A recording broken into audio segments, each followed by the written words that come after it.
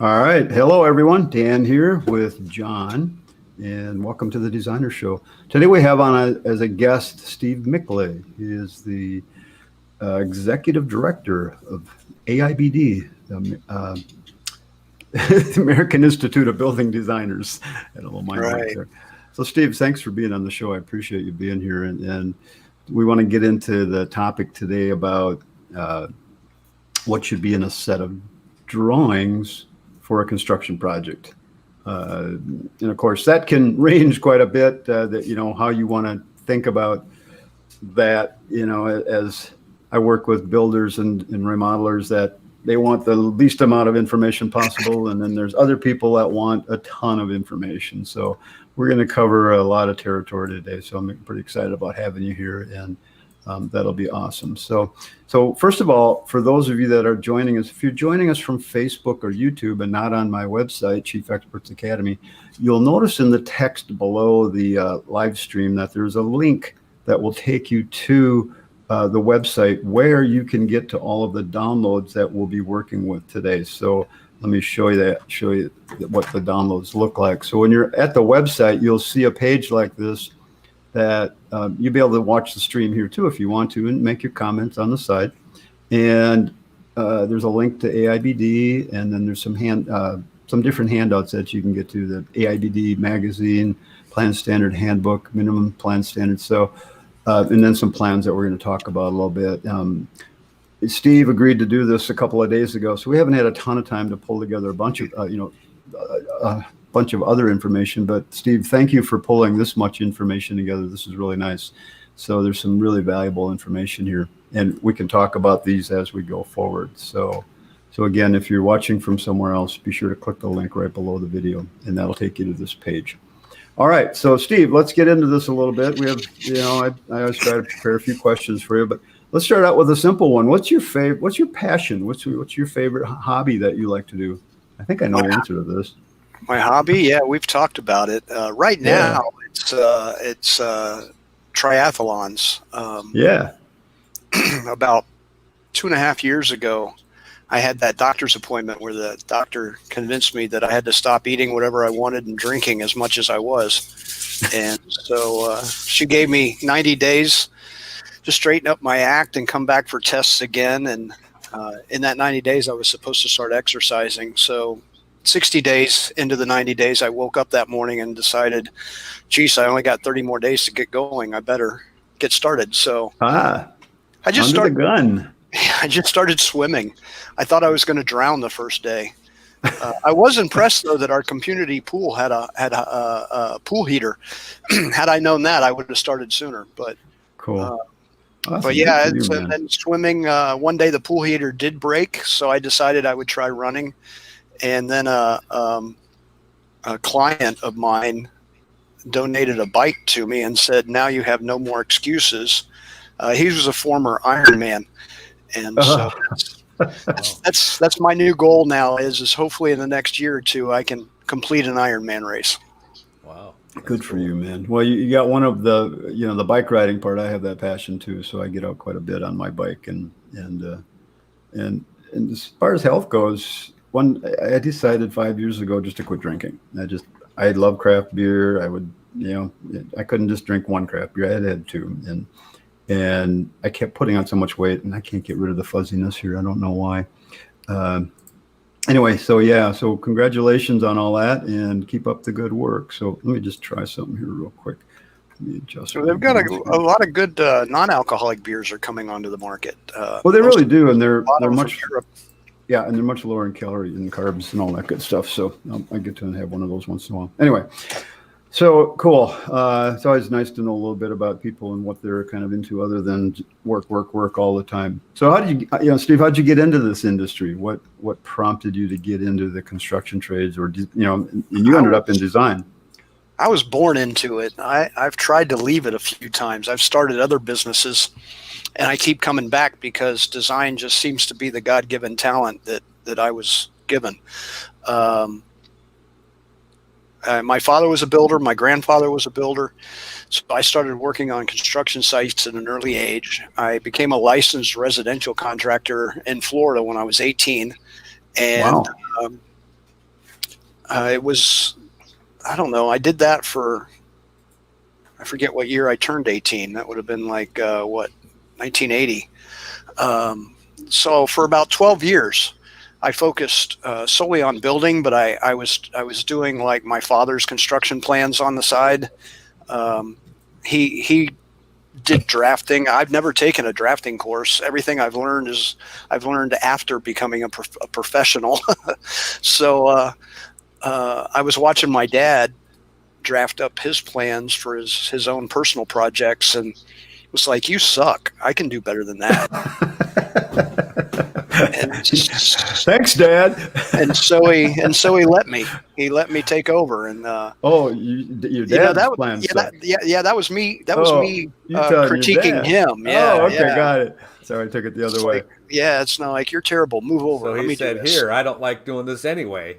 That's how I paid for my first car. He would give me $100 per house, and my car payments happened to be $100 a month, and we would do one house a month, and I was good.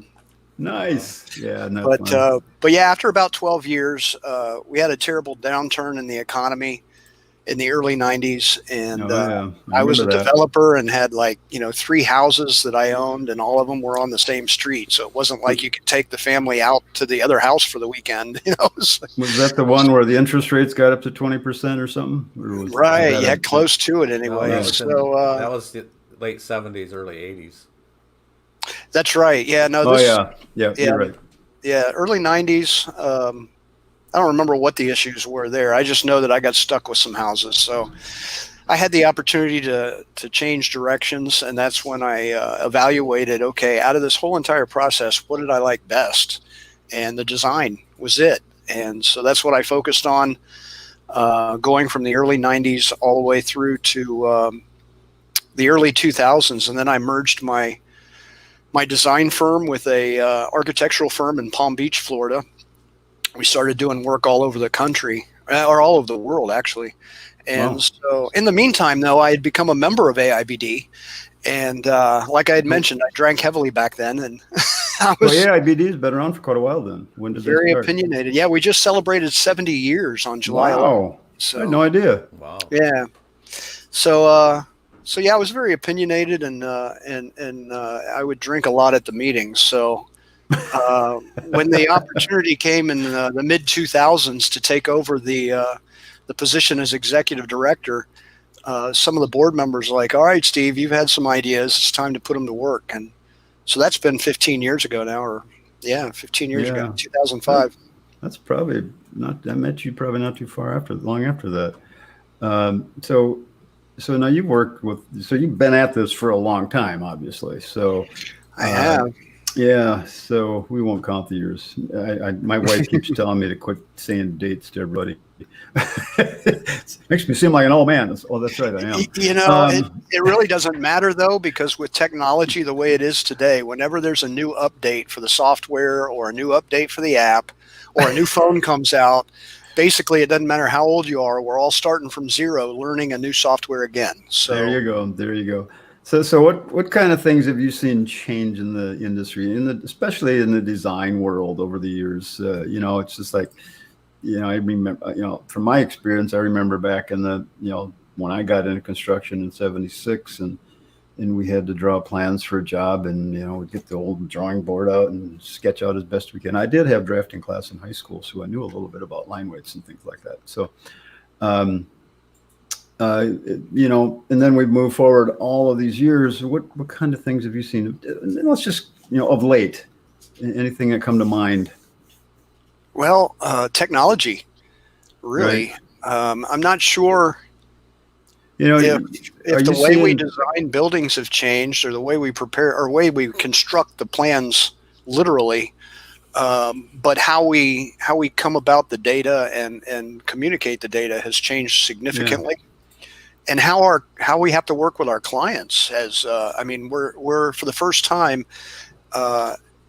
in a culture where some clients want you to write them letters, some clients want you to email them, some want you to text message, some want you to call, others want you to come to their house.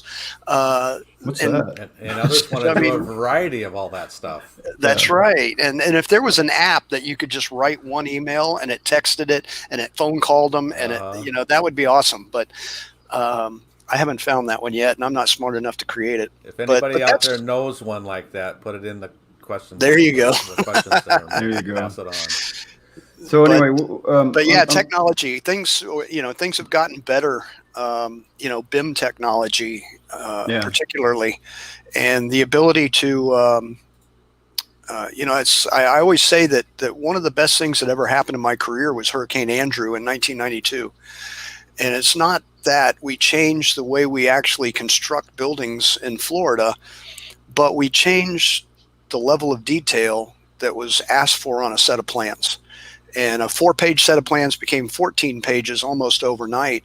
And the cream came to the top in the industry. And as long as you stayed up with the building codes and you were in tune with the type of detail work that the building department wanted to see on the plans, then the phone would ring off the hook. And I think it's that way too. It's only been, I guess, since Katrina, basically, that the IRC now has started to get adopted in every jurisdiction, or at least some form of building code. Maybe not the IRC, but there's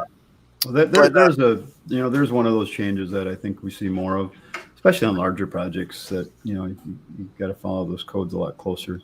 Well, we have a lot of places still, though, that don't have plan review. Right. And if you live in one of those areas, I would like to help you encourage your building officials to start reviewing plans, because it'll eliminate some of your competition. And all it can do is make those people who are preparing a professional set of plans more in demand if somebody starts critiquing and asking for actual permit-ready plans. So Chuck in the truck will need to work a little harder, huh? Hope we don't have any Chucks on the call here. Where I live, Steve, in the county that I live in, we don't even have building permits. We have land use permits. So there's no plans whatsoever, unless you're inside of the city limits. There's a lot of places like that still. Yep. Yeah. But it's making jobs, of course. Permit fees may go up a little bit because you got an extra person on the payroll. I know a lot of the building officials that are one-arm paper hangers, don't want another task. But overall, I've seen a huge improvement in the industry for both the designers, the builders, and the safety, welfare, and safety of the homeowner by having plan review. Yeah, no, it's good all around, especially with some of the more complicated projects that people are doing these days, to have an extra set of eyes on it and someone helping you, making sure that it's done right. God, this reminds me of a story back when I was doing contracting, and I'm trying to follow all the codes the way they want us to do it. I don't know if this is relevant to this or not, but I remember the rim joist insulation being such a big deal. How should we do it? One month it'd be this way, the next month it'd be another way, the next month it'd be another way.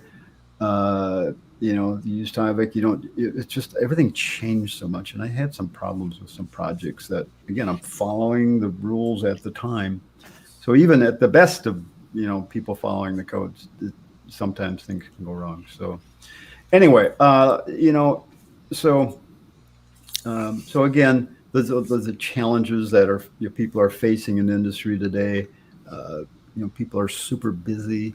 Are you seeing people putting more effort into good plans? Creating really good sets of plans? Yes and no. And you hit the nail on the head as far as the biggest challenge I'm seeing. Whenever I talk to designers, this COVID thing has not seemed to slow many people down. No. Everybody's been busy, and the research that we've done in the industry is that 50% or more maybe of the designers out there are working by themselves. They don't have any help. So they're wearing every hat in the business, so to speak, or they're not operating as a business, and they're letting the industry kind of dictate what they do. Yeah. So that's the biggest thing is and I have trouble with this even today, is saying no and overloading my. If somebody's busy, it's the decision they've made themselves, conscious or unconscious. We can make ourselves not be busy. And I remember an old time AIBD member, one of our College of Fellows, told me years ago, he's like, Steve, you need to double your rates. And I was like, oh man, I would lose half my clients. And he's like, right. Good point. Good point. And, So that's and I cool. imagine he said that because you were working way more than 40 hours a week. Oh man, I tell you what, it's a running joke that the reason why the AIBD logo has a red eye is because we stay up all night trying to finish that project we promised for tomorrow. But Yeah. Oh God, yeah. It's the old just take me another hour or two. I'll be to bed in a little bit, honey. Yeah. And at 4 a.m, it's like. But I can show you on paper where hiring somebody to do the drafting or out to someone else is a benefit for you, because your real money is going to be doing what your strength is, and you just have to identify what that is and do it. Yeah. Good point.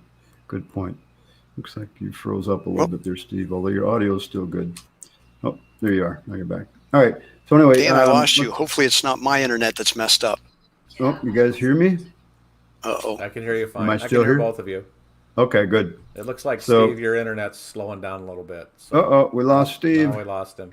Hopefully he'll just click the link when he comes back. Anyway, while he's doing that, Alex, nice to see you. Jen, how are you? How's that wrist of yours doing, Jen? Actually, Jen, all I did was shave. That's all I did. No makeup. Good for you, Dan. Oh yeah, 6 years, cool. Speaking of quitting drinking, it's just my only problem with that drink. I like beer too much, and I was getting too much weight, and I didn't go any. I just quit. I just decided to quit, and it was really not that big a deal. I was really amazed how easy it was. Anyway, once you make up your mind, it can work, and it's really benefited me a lot. I've lost a lot of weight, and I'm feeling better, and I'm saving a ton of money. Anyway, health tests to push self-physical training. Mike. All right. Ellen, nice to see you. Carl, how you doing? And Carl, I cannot play the piano. This is just a green screen image back here. I get that about once every 3 weeks. Somebody, either a host or somebody co-host, says, "Can you play the piano?" No, I can't play the piano. Yeah. Anyway, good. Good. Steve's back. Steve, you there? Sorry, guys. Yeah, I guess I had a little bit of an internet blip there. The old hiccup. Not a problem. I apologize. Yeah, Mike says there are no 40-hour weeks in 160 hours available for a designer. It's really true. I mean, it's just really true. And we'll get to your stuff here in just a second here, Steve. But one of the things that I like to point out to people about designing stuff is the client typically sees the end result of all of the changes and efforts and different ways of trying things, and the time that as a designer we put into getting something just right to show the client. So they go, oh yeah, that looks nice, and they don't realize you just spent 40 hours trying out 10 different ideas to get it to that point. So it's kind of interesting when you take a look at that. All right, so let's get into design. this. So, Design is definitely a process, not an event, and the clients don't appreciate that. that's a really good way to put it. It's a process, not an event. And I think a lot of clients look at it as an event. Oh, hey, it's done. Cool. Especially as the builders, because they're like, okay, it takes the plumber 2 days. It takes the AC guy 3 days. It takes the electrician 4 days. So it should only take the designer 1. Sketch it out, right? Just sketch it out. It's not a big deal. So that psychology of the design process. How should people approach each project? What do you see? That's I'm not sure. That's how do you approach your projects? Let's maybe think about that. Well, gosh, when I had my own firm, I remember we always had this mantra that the sooner we got behind, the more time we had to catch up. And I find myself pondering on the design a lot. The advantage is, I think that, because just putting the house together is like putting puzzles together. So as long as you like puzzling, then you should be a good designer. And it wasn't until when computerized drafting came out in, what was that, the late 80s, early 90s, Mm-hmm. I quickly, I'm an early adopter, so I quickly went into that. But it wasn't until probably the late 1990s to the early 2000s that one day a client called and said, I'm running a little late. And I'm like, oh my gosh, we had a meeting and I had already put them off twice before. And so I just grabbed a couple plans out of the plan drawer that I remembered them describing was close to what they wanted. And I grabbed some tracing paper. Fortunately, I still own some, and a Sharpie. And I just started doing a bubble diagram and a rough sketch. And when the client showed up, they were like, wow, this is beautiful. It's nothing like what I want, but we'll get to it, And it did a couple things. It gave them confidence, I guess. It had an artistic flair to it that made them feel like they were working with a professional. But also, it was loose enough that the client felt as though they could have some input. And I had seen that over time, that when I was presenting computerized drawings to them as preliminaries, they kind of felt awkward to ask you to change something, even though it's really easy, Yeah. So I, from the mid 2000s on, I went back to, I actually discovered this guy. He's retired now. Mike Lynn has but his videos are still online. It's called Be Loose. And I think it'd Be Loose Studios or something like that. So I went through some of his courses and learned how to just freehand sketch.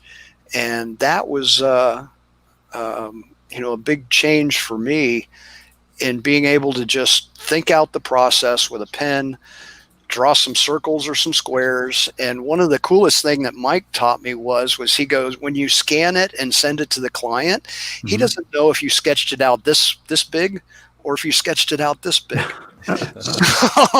So it's like, why draw a 1/4 inch scale preliminary drawing? Draw one at like 1/16 inch scale and then scan it and send it off. And interesting. So that's my process. Is I get as a matter of fact, I actually cleaned up. But yesterday I was doing some sketching and I had the black Sharpie marks all down the side of my hand. But that's one area I've always admired of people that can do that sketching of, sketch out cool things. Here, is this what you want? And then, But in that case, it doesn't have to be pretty. I think there's some kind of a correlation, and I haven't had time to do the research on how our mind works, but I think there's a correlation to that movement of the hand and the use of your mind, and that helps. And then I end up sometimes with 6 or 7 layers of tracing paper on top, because I'll try a different way, but I don't want to lose what I have, so I'll put another sheet on top and start over again. And but then you've got everything laid out. You can lay it out in whatever software you're using twice as fast, and and again, you can work through a number of ideas fast with the client in a way that the client feels like they can participate without causing you extra work. Way to go, Jen. Sorry, I'm just going to scroll through some of these comments real quick, and then we're going to move on. I know, I'm seeing some good ones. Yeah, this great group today. I'm glad you guys are here. Is focused plan for permit, then in-depth data, and the plans can be much less more. And again, that's part of that whole process. What should be in a set of plans? Well, we'll get there. Once it takes to get the job done, right? For the permit side, it depends on what municipality you're talking to too, a lot. Mike says he has much room to go on the creative side. Now let's talk about that for 1 second. And this is this question I want to ask about designers, contractors, people that are coming up with ideas for clients. In many cases, I see a lot of people not valuing the knowledge that they have. They just are so used to just, oh yeah, let's do this, let's do that, let's do that. It's become second nature to them. So they don't value that knowledge. You want to address that for a second? Well, when you say value, it's like, well, yes, I feel like over time I have underpriced my services, that I'm worth more than I felt like I was worth. I know my wife told me that over and over again for years, like, you're not charging enough. Well, first of all, she was the one that paid our bills too. So, yeah, but yeah, I do believe that Yeah. That we, and it's really not about knowledge. Yeah, it is about knowledge, because once you've gone through a couple of those really tough building departments, you have that experience, you know what they're asking for, you know how to write the note, you know, that kind of knowledge. But when it comes to the skill, that's where I think we really sell ourselves short, is being able to produce what we produce, and letting the industry, or when I say the industry, letting the builders maybe, you know, dictate how much we're going to charge, when, you know, really it should be a, you know, I don't know how to say it, but Yeah. we should be charging more. Let me say that. Yeah. Don't undervalue. Pay attention to the value that you bring to your clients, and make sure that you're getting compensated fairly for that. That's kind of how I always put it. Because it's so easy that we get wrapped up in what we do every day. We just forget. It becomes second nature for us, so we don't think it's a big deal. It's a big deal. Okay. Well, part of it too is a lot of us don't even know how much it costs us. You know, we don't keep track of our time. Even though you work by yourself, you should be keeping track of your time. You should have, even if it's just a spreadsheet, so that you know what you're doing and how long it's taking. And then you can kind of reflect back when you have to price out the next project. Well, you know, this client kind of seems like the same type of detail-oriented person. Here's what it cost me the last time I had to do it.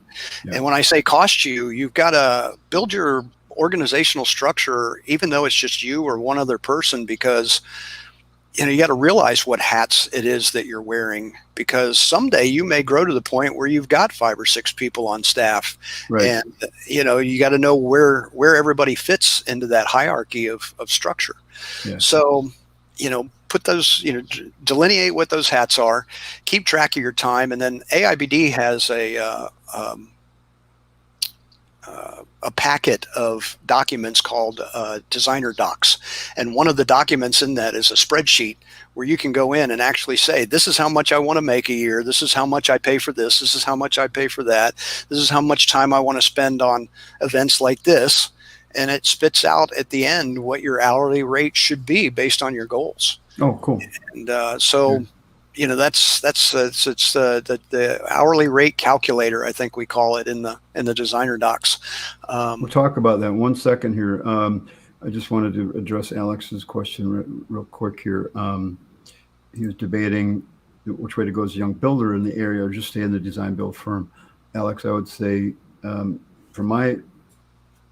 my opinion, keep doing the design, keep control of the project as part of your design build firm. Now we can come back to that another time, but I don't know. I like contractors that can do a good job of the design and keep control of the project. No knock on architecture or anything like that, but if you're doing it and you're doing it well, stay doing it. Let's get into some of the documents we have here on the website. Again, if you're watching from a different place besides my blog, this will end up in my blog, or on the if you're watching on YouTube or something like that, there'll be a link that'll take you to the place where you can get to some of these documents. And real quick, let's just talk about, let's do a little commercial here. I like doing commercials in the middle. Hell, they do them on TV every, you know, you watch a show and you get 18 commercials in a row. Steve, I want you to just address real quickly the benefits of joining AIBD, and then we're going to start getting into these documents and talk about the stuff that you sent me. So you want to just address this real quick?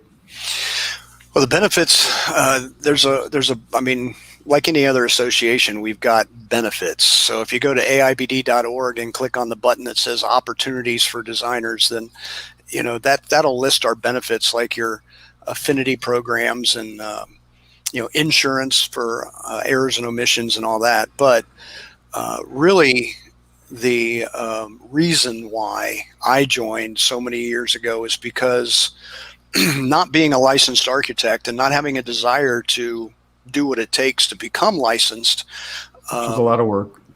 You know, I found this niche in residential architecture that doesn't require licensure. And as a, you know, because of that, I've been able to operate or function and provide projects in 11 states. And, you know, no paperwork involved going from one state to the next. You can market yourself without having to let the state know that you're there. That's my benefit.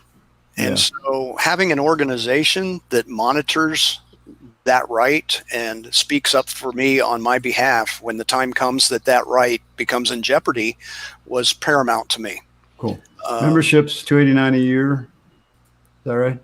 For a professional member, that's correct. Okay. Or And educators, that year starts whenever you start. So. Okay. So cool. And then there's all sorts of documents and handouts and, all sorts of things that they have access to, plus they have access to other members. And, well, the designer docs, for one thing, is it's free for members and $99 if you're not a member. So, okay. And then our webinars have a different pricing structure, whether you're a member or not member. Sure. So those kind of like normal association type benefits, but the awareness and the representation at the state level is really what is our primary, because if you're providing residential architecture without a license, you're doing it because of the exemptions in the law. So being able to monitor that and have a lobbying source to help protect it is huge. Cool.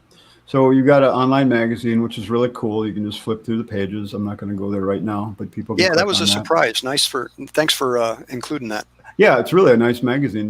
What do you do that a couple times a year on average, something like that? Well, we try to do 3, but usually it revolves around our 2 award programs, one in the winter, one in the summer. Okay, and then you got now the Plan Standards Handbook. You put that up there. It's a really old document. It's a really old document, but a lot of it is still relevant. We've tried over the last 5 years to reproduce that document, only in a more modern sense. But if you look at it, what was cool about it is that, and I don't think it's maybe so relevant today, is that there were FHA plan standards, but there were also permit plan standards. And then there were what we had for the standards for being certified as a certified professional building designer in AIBD. And so this book kind of breaks it down like, okay, here's what you got to do at this level. Here's what you got to do at this level, and so forth. Yeah.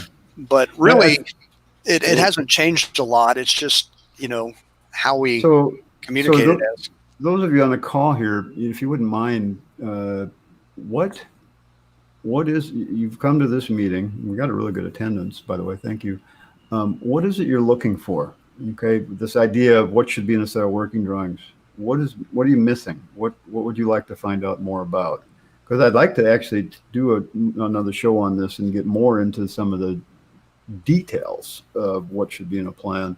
Right now, we're talking very general. We're talking about a lot of things that don't necessarily have to do what shows up on a set of blueprints. So some feedback from you guys would be awesome. And we may not get to those questions today. But anyway, so neat little handout. People can download that, print it out if they want, or just save the PDF and read through it. That would really be a nice one that you guys should update. So what about your minimum plan standards? What's that all about? That one is a more updated version. It just doesn't have the illustrations. And it's basically what we used to publish. It used to be that to qualify for our certification program, you had to submit 2 sets of drawings, and those drawings got reviewed based on these minimum plan standards. And if they didn't meet the minimum plan standards, then you didn't qualify for certification. And there's also education and experience requirements involved as well. But a few years ago, we started down the process of getting ANSI accreditation of our certification, and we're still working on it. We're making progress, but it's a long road to travel. And one of the things that we ended up dropping was that submittal of plans, or what we called a portfolio review.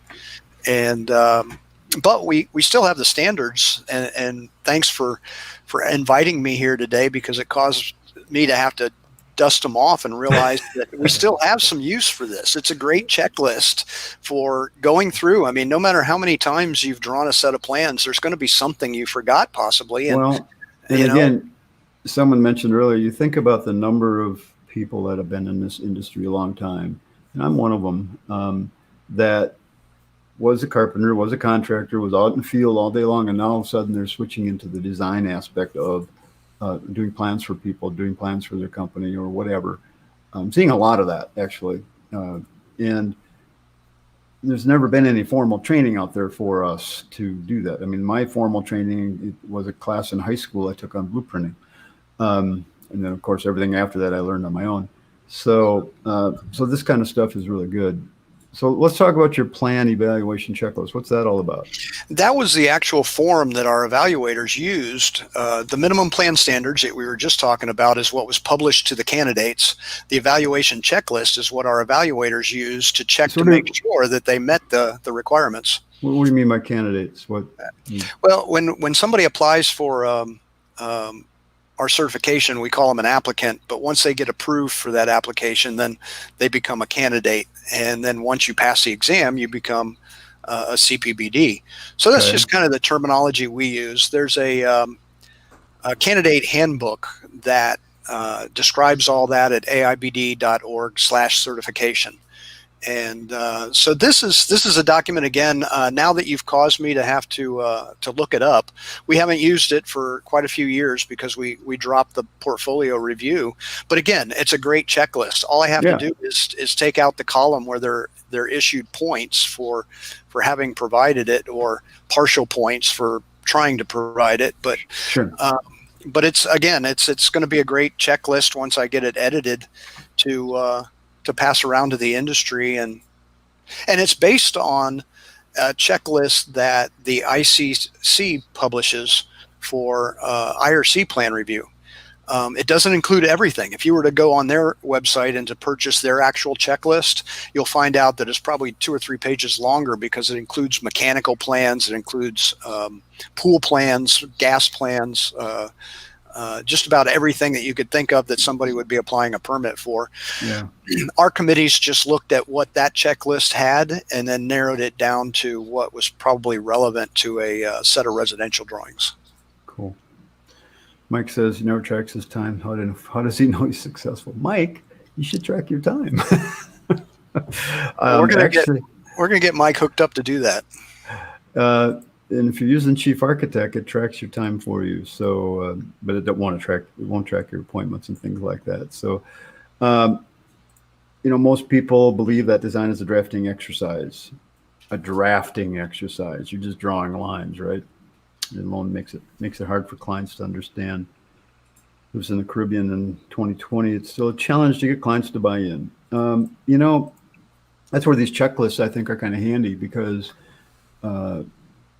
Steve, you probably agree with this. Any construction project is going to be a matter of answering a lot of questions. All right. I always tell people a room addition is a series of answering 5,000 to 10,000 questions. Yeah. Okay. The house is going to be probably a lot more questions than that. And you, as a design professional, know the answers. Not only do you know how to ask the right questions, you know the answers. You know how to guide people to those answers. So that's not that you're going to just tell them what they should have. You're going to guide them to help them answer their own questions. So anyway, that's a big part of what you're doing when you're doing plans. So tell me about this plan here. This was the fastest one that I could find when you contacted me. That kind of displayed a builder's set of plans, the minimum. It's got a page of specifications that just tells you what code references to use, and wind speeds and the things that the building departments are going to look for. It's got a table of contents, which I don't think you have to have for permit. I just like to stay organized that way. Well, they're really nice when you have a large plan. I mean, if you have a 5-page plan, not a big deal. But when you got this many pages, very nice to have that. And one of the things that I've always done too is I'm weak in creating schedules, and I know the software does that for you automatically now. But as a carpenter, it always seemed like the schedule was on a different page than the floor plan, or it didn't fit, or whatever the case was, or I would forget what a door B was. Yeah. So I always have drawn my plans with the size of the door right there by the door. And then I might have a schedule that'll tell you what the finishes are, and the type of doors that we're buying. But if it's a really high-end custom home and every door is customized to a point, then I will do a schedule. It's not that I don't know how to do them. I just find that writing the size of the window and the size of the door next to the opening has helped me as a carpenter. So that's a personal thing. So if you don't see a schedule on my plans, that's the reason why. But, I always try to do a longitudinal and a cross section through the building. A lot of places you have to have the engineering done by someone else. In Florida, the engineering has to be, the foundation, the beams, and the roof. But that doesn't stop me from doing a section through the building to make sure that the shapes all come together properly. In this particular case, we actually did the drafting for the engineering. There was a consulting engineer. It was all done with SIPs, so they had their own engineers on staff basically, and they provided us the red lines as far as what to draw. But every time you have a different structure in the wall or a different shape in the wall, I like to have a wall section. And then, in this case here, we had a floor framing plan instead of a slab plan. I know a lot of places, the slab plan has to be done by an engineer. So if it's, you're still going to have steps in the slab, you're going to have recesses. I like to show where the plumbing is. I know there's a little bit of a liability there. I screwed a house up once and they had to chop up the slab to move the plumbing feet all the way. The plumber had a 50% shot of which wall he was going to pull from, the east wall or the west wall. And of course he picked the wrong one. Oh, we screwed up, but that's what errors and omissions insurance is for. And, a lot of places don't require you to do electric plans. I do them. Right. But, Florida does require. So what you see in a what I call a builder set of plans from Florida, and this was built in the Florida Keys, is probably 25 to 30% more information than what a lot of other areas in America may be asking for. But a detailed floor plan, a slab contour plan, a roof contour plan, and preferably including like your beam steps and your beam heights or top plate heights if it's wood frame. A building section in both directions, a cut section through all the walls that aren't typical, and even though you're not doing the engineering, you can still do that and say header by engineer or foundation by engineer, and still show what you're doing. Now, let's just go answer a couple questions here real quick. Okay. We've been getting some great comments today, so guys, thanks for doing that. Plus, I'm going to review these after this too, and we'll probably create some more classes out of this. Leslie Hanford, nice job. 22 years. Oh, okay. QuickBooks has a time tracker. Yeah, you have to remember to turn that on and off. That's one thing I like about Chief Architect. It does have a time tracker, and I use it on all of my projects. And I'll show that in one of these sessions. That pop up. Oops, what is that? Let's see. Standard general notes, trade specific notes, and sheet specific notes. Again, I work with a lot of different people, and that's the one thing that most of the people I work with don't get into a lot of notes on their plans. But the ones that I do, the benefits are really nice. It's nice to have that information there. In commercial construction, you do a lot of specification work, but I find in residential, everybody pretty much puts the specifications on the plan in one form or another. Someone wants to know if Arcton wants to know you have membership outside of the U.S.? They do.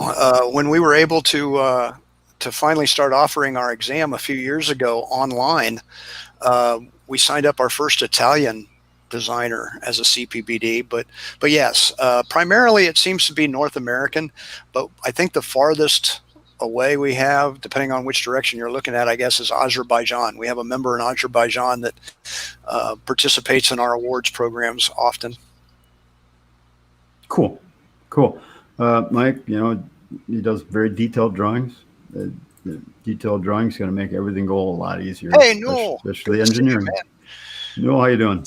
Yeah, Newell's a good friend of mine. We've known each other for decades. Yeah, I've known Newell for quite a while now, too. So he keeps pretty darn busy. Yes. Yes. So I like following him on social media. It makes me feel inferior that I'm not doing anything when I watch him out there in the public. Yeah. Engineers specified in these plans, which is other notes or specifications. And there you go. Specific notes and some general notes. Building schedules, schedules in plans. I have some that contractors that won't do that. I have some that do require that. It's just, I think more not than do. And if I haven't seen permit, cities require that. Is that something you see people require? Cities requiring? Not for the most part, no. And I don't remember anything of that nature on the ICC checklist for plan reviewers. But I can tell you that there are certain jurisdictions in Florida. Port St. Lucie is a county about 2 counties north of Palm Beach on the East Coast, and their schedule crazy. One of the things is they want not just only the window sizes, but they want the rough opening sizes on the plan in the form of a schedule. They want all the connectors. You have to, the designer has to obtain the truss drawings in advance and then reproduce the truss drawings on their drawings to be able to take all the individual truss numbers like A1, A2, A3, and then build a schedule that then shows you how to connect it on the left-hand side and the right-hand side. Most of the time that's done by engineers, but it's not always that it has to be done depending on the circumstances and the spans and the size of the house. So that's the only county. Jeff's comment here about, he's got a different building departments in the Bay Area. And if you're in a big city, you're going to have every little suburb is going to have their own building department. Great comment, Jeff. Check with the city about what they need on their, most of them do have plan check lists, and it's a great way to get the information of knowing what you exactly have to have in your plans. So yeah, great, very good. Good comment. Thanks for bringing that up. Vicky. Hey, Vicky. Hey. Every city in our area also has its requirements. Yep. And one of the big things I'm seeing now is with COVID, and it kind of started before COVID, but has really been accentuated since then, is that a lot of your building departments started asking for digital submissions. And how they did it kind of differed from one jurisdiction to another. Sure. And I know that the home builders associations have got together by states and tried to come up with a standard that this is how you do it. So why should we have to do it different in every city? But I think that it's just going to be, from the plan review aspect, from how you submit it to what form you submit it in is just going to always be different from one jurisdiction to the next. Cool. So here's a plan. Let's talk about this one a little bit. This is called, which one was this? This is an award winner. This was the Lake Cottage. Yeah. They kind of use the word cottage in their name loosely if they have the name on there, but everybody should have a cottage like this. I'm telling you, but what this is this is an illustration of, from one extreme to the other. This is the very well detailed. It's an award winner. We have what we call the American Residential Design Awards. We offer them. We usually open up the call for entries like in March every year, and then we do the judging at the end of June, and we award the winners at our annual conference, which happens late July or early August. And so this is one of our Grand Arta winners, which means that not only was it award worthy, but it was better than all the others in the category that won awards. And so we gave out 2 Grand Artas in the working drawings category this year, and it's not a competition until you kind of get to this level. To win the entry level award that is just called an Arta, basically it's every project is reviewed or judged on their own merits. There's like a water level of standards that the judges come to agree on, and as long as the project meets that level, then it's award worthy. But then, like I say, they go back to all of those that have met that level, and they look at the ones that have just gone over and above, and they then give those grand awards. And this is one of those that went over and above in the level of detail, the organization plans. So I like looking at other people's plans just to steal ideas and say, I like the way they illustrated that. They don't call it stealing. They call it to get, what do they call it? Inspiration. Inspiration. Inspiration. There There you you go. go. Yeah, yeah. We don't Well, ever steal ideas. if you steal from one, it's plagiarism, but if you steal from two, it's research, right? So I provided you 2 grand winners. All right. Now, this is an exceptional set of plans, and how much time do you think went into this set of plans? What would Man, you I couldn't guess? even. I 1,000 hours, at least. probably And that doesn't. minimum of, yeah. I mean, it just depends on how quickly they derived the program, came up with the preliminary designs, got the sign off from the owner, and then moved on from there. And then how many times they changed it after that? Yeah, yeah. Well, yeah, well over 1,000 hours would be my guess.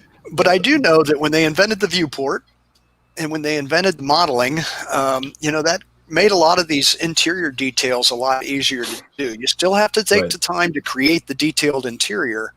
But once you've done that, producing these vignettes probably aren't nearly as time consuming as they were like 15 years ago or even 10 years ago, maybe. I do this kind of stuff on all my plans. I don't think this is a chief architect plan, but same concept where you're showing this kind of stuff. And it's just, it's really a phenomenal set of plans. So you guys should be able to get lots of ideas out of looking at something like this. Anyway, so cool. Let's look at the other one real quick. The suburban plan. So this is another one of those big winners, right?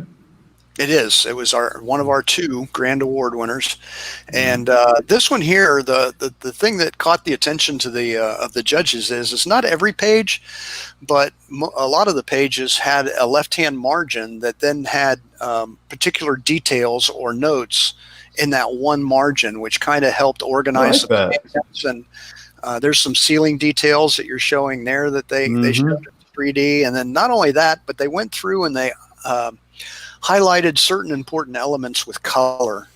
And that's another technology that's affordable these days, and it makes it to where a set of plans is easier not only for the homeowner to read, but for the people out in the field who are like, in the heat and having to deal with the elements. Yeah, I do a lot of that color coding on framing plans, just different beams and things like that. That works really well. It's another nice set of plans that just has a lot of detail in it. Oh, and what I like is putting the shading in the elevations. I think even though it's just a 2D drawing, having a little bit of shading there is really makes the elevations pop, even if you don't add a whole lot of like texture detail like this one has. Yeah, Chief does that really well these days. So very nice. Cool. Well, we got 7 minutes here.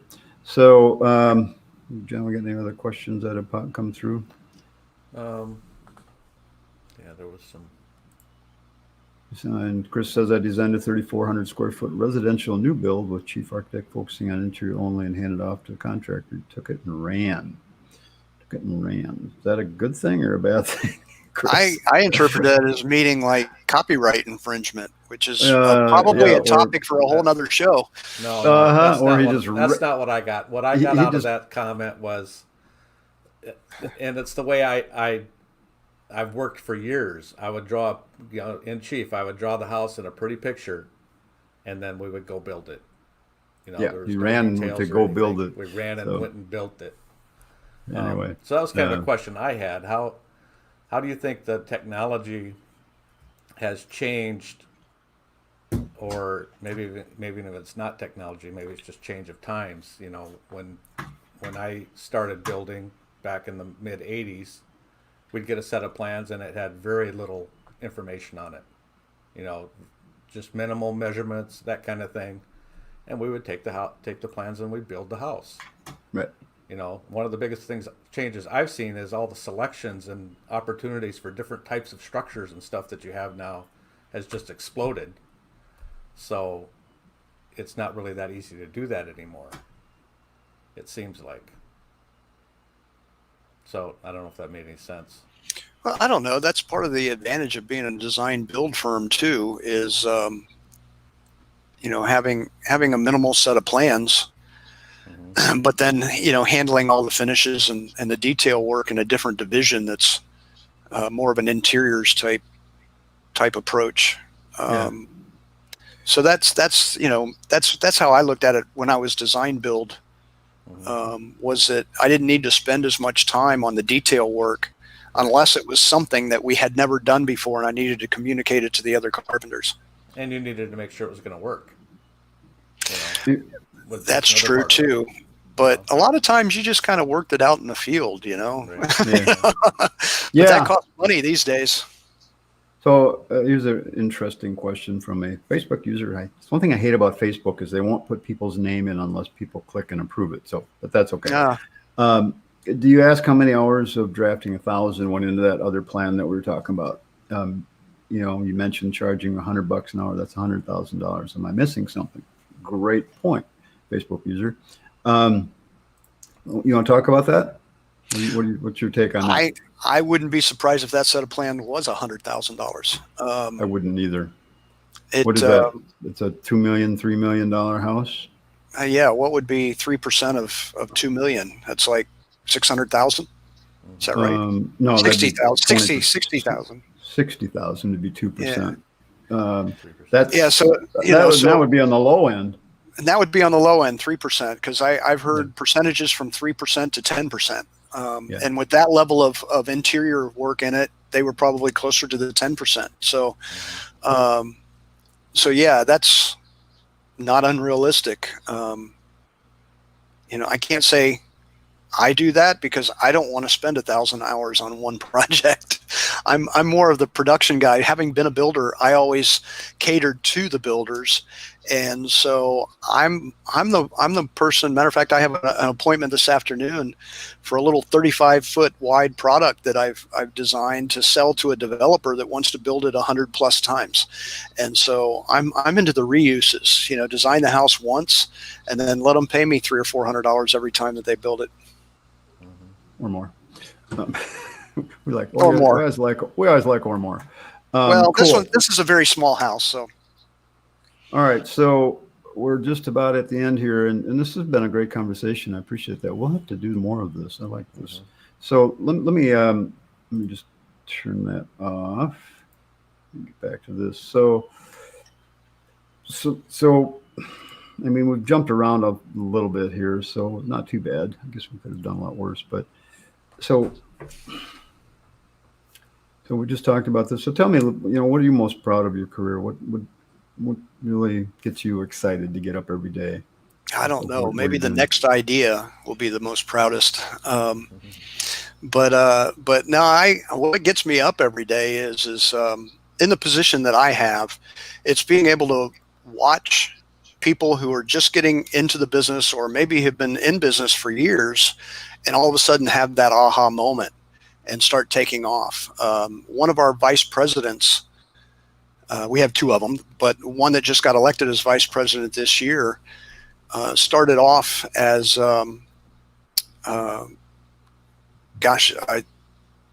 maybe 5, 6, 7 years ago. Started his business, became a member because he's like, if I start a business, I need to be a part of an association. He became involved and became a committee chair. And then next thing you know, he's one of our board of directors. And then this year he's been elected president. But in that short period of time, in less than 10 years, he built a global business providing BIM drawings for designers and developers all over the world, and has just recently sold that business to a very large international player in our industry. And so that kind of stuff excites me. And what bums me out is the people that have the potential but just won't do anything. You get the knowledge, but unless you do something with the knowledge, then it's really, you can take $100 bill and it has a lot of value. Well, it used to have more value, but still has value. But if you just leave it sit somewhere like as a bookmark, it has no value at all. Same thing with your knowledge. You need to go out there and take what you've learned and apply it. If you have an idea, give it a try. With today's technology, you can pivot very easily and change directions and just and that's my next venture is to launch a planned sales website. As a matter of fact, the web guy just got everything working yesterday, so now it's up to me in the next week or two to throw the content in there and launch it. And when I do, it's going to be houseplans.guru. And, Nice. and then another Good. thing we're working on is AIBD.org/4ByFriday. That's going to be my email that I send out to anybody interested, just to learn, what am I doing? What have I learned? Where have I traveled this week and picked up an idea from? And so being able to provide those kind of resources. So if you go to AIBD.org/4XFriday, you'll probably get a 404 error right now, but Okay. keep trying, because sometime like Monday or Tuesday, it should be a real registration page for the Friday emails that I'm going to put together. But I like to connect the industry people with the providers, like you, the Okay. providers of education, or the suppliers that are coming up with the new products. One of the things that you'll find in the 4ByFriday email is a product called Flex Stair that I just discovered last week, where it's a set of stairs, but then you push a button and it becomes a lift. And then after it's a lift, it becomes a set of stairs again. Yeah, I've seen that. Yeah. Cool. So well, we're out of time. However, I want to go a couple more minutes here. What does it take someone to get their AIBD designation? Well, first of all, attending today for someone, because we've worked out, but we can't do it now. We'll have to do it afterwards. We'll download a list of everybody attended, but somebody's going to win their first year free of membership having attended today. But other than that, we just want to know you exist. Go to AIBD.org/newsletter to sign up and get our emails. You'll get invites to free webinars. Not all of them are free, but some are free. Conferences, a Monday newsletter that we send out that tells you what's going on in the industry. But again, I want to be here to help you. I'm your marketing arm if I can be that. I'm just trying to think. I don't think I have a list of emails from people that have attended. Everybody that's on the call here, if you want to get registered, just go sign the form again. The invite form for joining webinars. It's just one form. It's you might have signed it already, and if you did, I'll have a date on it, and then I'll know. But if you go ahead and do it today, then I'll know that you attended. So that would be great. Cool. So, and how long does it take to become certified? Well, you got to have 6 years of experience, or you got to have a combination of education and experience that totals 6 years. We've had people that have signed up in the morning and became certified the next day. It's a matter of how well you do filling out the application, how fast we can verify your experience. And then the test is online. It's 175 questions, 3 hours. The price that we quote you is if you schedule your exam 72 hours out, but there's an upcharge for doing it right now. So the fastest I've seen it is like within 48 hours. But I would say on average, probably 2 or 3 months. And I would assume on your website you'll find information about the exam and everything that goes into that. Like a practice test or something like that. Well, we're working on the practice test. We've gotten the questions approved, but we haven't built the form yet. That was something that the questions just got approved last week, so we're moving forward with that. But in the next month or two, we should have a practice exam for you. Okay, cool. Another couple quick things, and we gotta go. George was asking if Archicton is based in UK. You guys in the if you go to the YouTube channel or Facebook, you can leave comments below this even when we're done. So you guys can connect through that. By all means, go ahead and do that. And let's see. Hi, Steve. This is Mike, past VP of AIBD California. Yeah, Mike. Nice to hear from you. Yeah. You forgot, but it slipped away. What will the deal come up again? Well, maybe you could. Oh yeah, really good deal. Yeah, September 22nd, we're having a fall equinox, or is it solstice? So the fall, whenever the sun's over the equator, whatever that's called, we're having an out of this world membership drive. And because the day is basically equal in sunrise and sunset, we're going to be offering membership for half off. So instead of $289, it'll be half what that is. Or if you're a corporate person, instead of $1,000, it'll be $500, and all the way down. Cool. When is that happening? September 22nd. Okay. So if you guys want to find out about that, it's Steve what's your email, Steve? Steve at AIBD.org. There you go. or you can just go there and sign up. Drawings are just a set of detailed instructions. Exactly. Very good. Exactly. A giant So IKEA it's a roadmap. plan. All right, we got to go. We're running over. And Steve, I really appreciate you being here. That was fun. Oh, I had fun. Thanks for asking. You bet. Yeah, it was great. And we'll come up with another topic and do it again here one of these days. Cool. So cool. I think Thanks, with that, everybody. we'll call it a day. Happy designing, everybody. Yeah. Have a great afternoon. All right.